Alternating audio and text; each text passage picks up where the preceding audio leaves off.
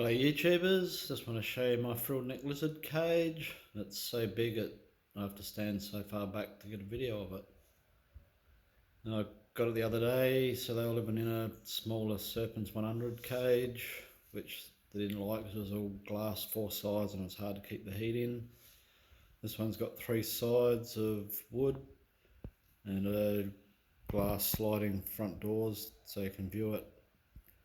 Originally it was a jewellery cabinet with glass sides which has been covered in.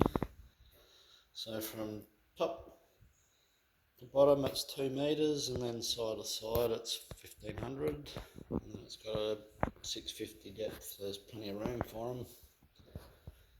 And it's been all waterproof with pond sealer. It's got a board across the front just to stop the dirt getting into the track, but because the lizards like to climb over everything, that's still getting dirt where it shouldn't be. There's one of them there. Doesn't like his picture taken and he's not sure of his new environment yet, but he's getting used to it. And the other one's sitting over there peacefully. She's just had a good feed. So I've got the Enclosure solar glow there and a UVB solar tube with a fluorescent tube there, and then another heater just down the other end to keep the heat down this end. So it measures about 23 degrees on the floor and about 35, 37 in the hot spot. It's okay.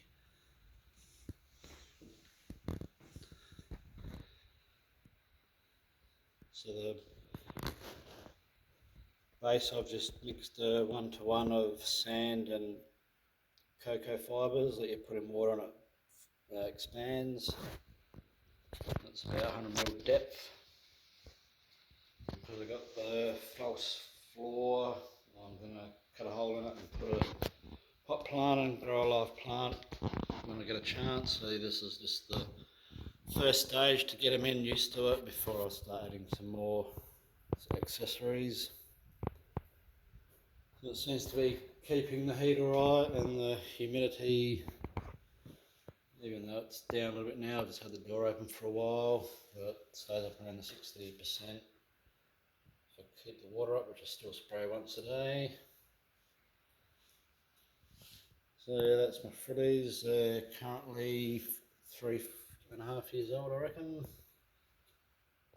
there's a longer one. So it goes all the way down to there. They're going to come out.